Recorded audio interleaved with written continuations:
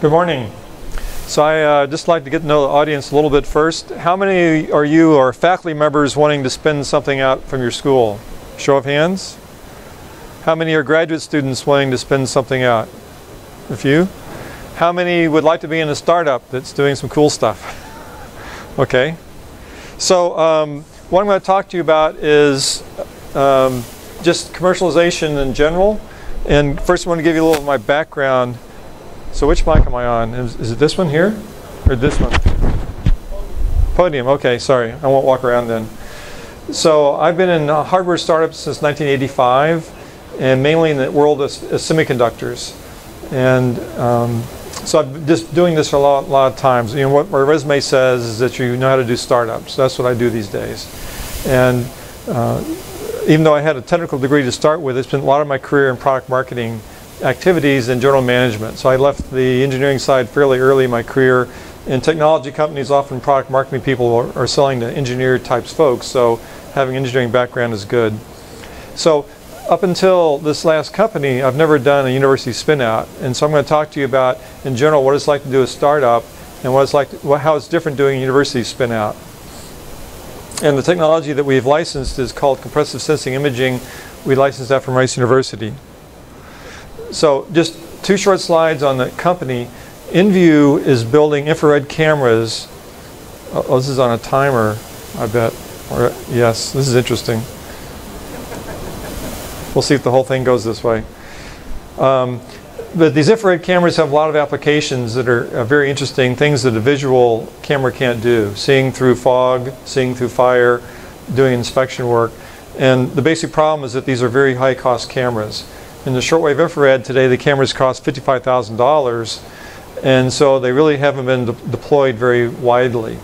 And so just to give you a brief, again, introduction to what we're doing, normally in a camera you have a focal plane array where you have a diode detector per pixel, and in shortwave you end up using something like indium gallium arsenide as your detector material. Very expensive, hard to scale up, hard to get high pixel counts. So you go buy a camera for $55,000, that's 1 megapixel.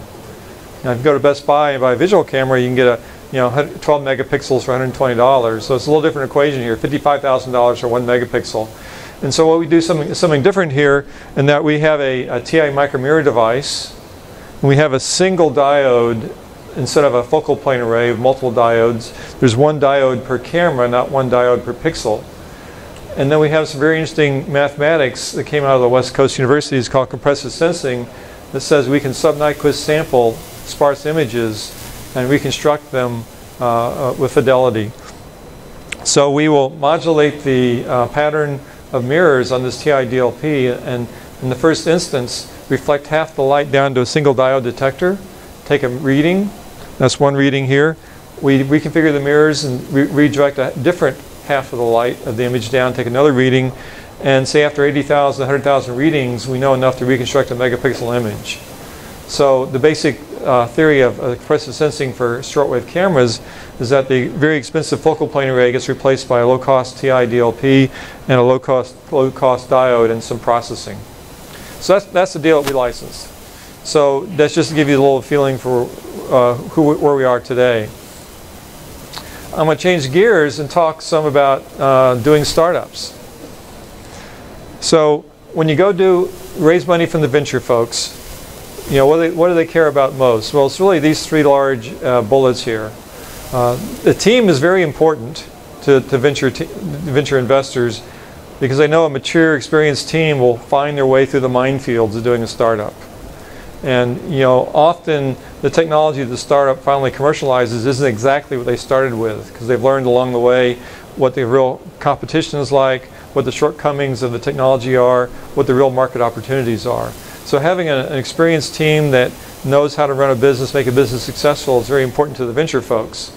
Obviously having a large addressable market is important also, because venture guys want to make a lot of money. The popular thing these days, of course, is all the social networking and the internet kind of plays, where they can get a huge return on their investments.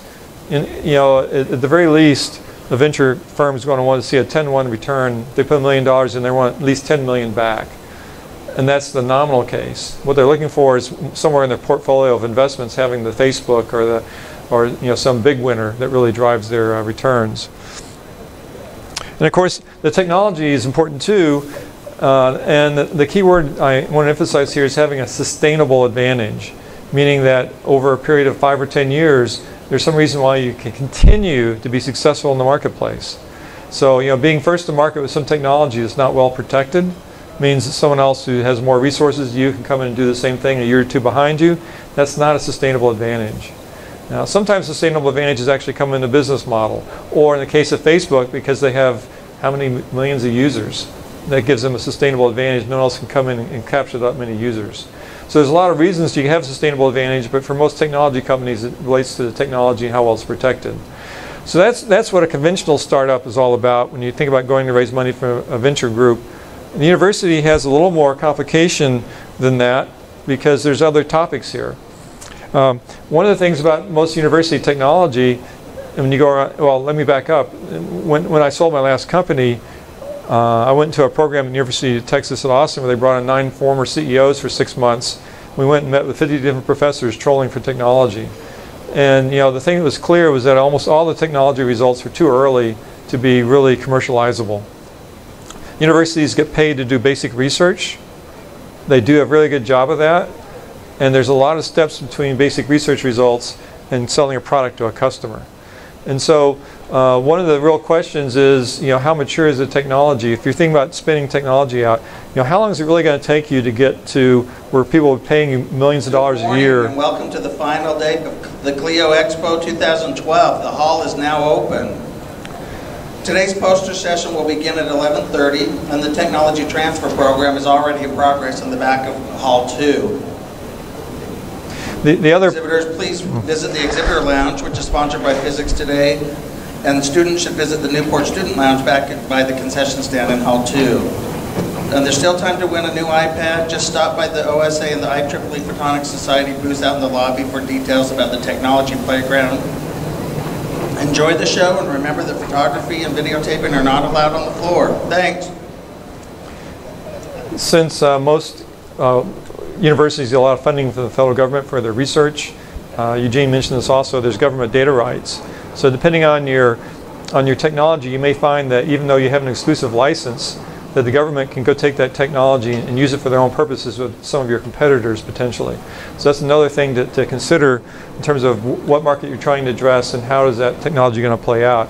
Now often, since you're the experts in the technology, no one else will really try to go there because they don't have the expertise to capitalize on it. But they do, the data rights do exist. And you have additional kind of financial burden of the license fees and royalties impact your financial model. And then the last thing, if you're coming in from the entrepreneur side and not the technologist side, is you need to qualify not just the market and the technology, but you need to qualify the professor and the academic team. Is this someone who, if you're going to be the entrepreneurial CEO, who understands where their role starts and stops? Professors are very smart, and they tend to live in worlds where they get tenure and they have their own little fiefdoms. In the real world, they need to be flexible dealing with a startup because there's a lot of things they don't understand about businesses. And so as a founding CEO, one of the things to consider is this someone I can work with and who'll be flexible and will listen to me on the business side? So I've kind of covered some of this again, but this is, if you're thinking about writing a business plan and going out and trying to get funding, here's your checklist. I mentioned the team already. Is this a team that has enough balance of engineering and marketing and sales and finance experience to pull it off? Is there a large market? Is there a real obvious benefit to customers? Because ultimately, if you want to raise money from investors, the investors will say, well, let me talk to some referenceable customers who will give me a positive reference for your technology. So you need to be at the point where you have some customers pre-sold on this technology, and they'll say, I got to have this because there's no way I can solve this problem without this new technology. The competitive advantage I talked about, the competitive threat is certainly you want to have an acceptable competitive threat. Every startup has a competitor. If you don't think you have a competitor, it means you don't really understand your markets well. and being able to have a financial plan that's convincing that you can get profitable on a reasonable amount of capital in a reasonable amount of time. And so when you look at this list and think about doing your own startup, if there's things on here that you don't know how to do, go find complementary team members who can help build out your team, who can give you some confidence you can go talk to all these areas well. So it's going to take you a long time maybe to get first funding. I have 12 to 24 months here. And when you see some technology, the first thing you need to do is not only evaluate the technology, but the market for it. And you have to decide, is this something that I really can sell? Who will buy this? I want to go talk to some of those people and see how interested they are in buying this from me if I produce this and commercialize it. If you haven't done that first step, you probably shouldn't be licensing the technology. And then it can take anywhere, depending on the schools, 4 to 12 months to get through the whole negotiation to get the license in place. Now you have a license and you have some customers interested, and it can take you then 6 to 12 months to go raise your initial funding so you can start hiring employee number 2. So you may be working here for 24 months without income to get the company to the point where it's funded. In the case of InView, it was 18 months, and that was with a very experienced founding team. So if you can bootstrap a company, that's the way to go, meaning that you don't raise outside funding. What you need to do if you do raise money is make sure you raise enough money. It's nice to think I can not raise too much money and I can own more of the company, but venture firms, most venture firms will raise a $300 million, $600 million fund, and they'll make maybe 30 to 60 investments out of that fund. So each company they invest in, they want to put in $10 million over the life of that company, maybe in multiple rounds of financing. And if you only want to raise $500,000 or $1 million, and later on you only need $1 million more, you've taken most of the large major VCs off the table, and you're kind of into the angel camp. That's not necessarily bad, but you need to get enough money on your first round of financing so that you have some really cool, some kind of results to show before you go out and raise your next round of financing. It could be prototypes, it could be some customer traction, it could be first revenue. If it's a software startup, you better have revenue before you raise second money. And it can be hard. I've spent a year raising my Series B. And for a CEO, you probably spend 60–70% of your time fundraising in a startup company. And raising less money can be harder than raising more.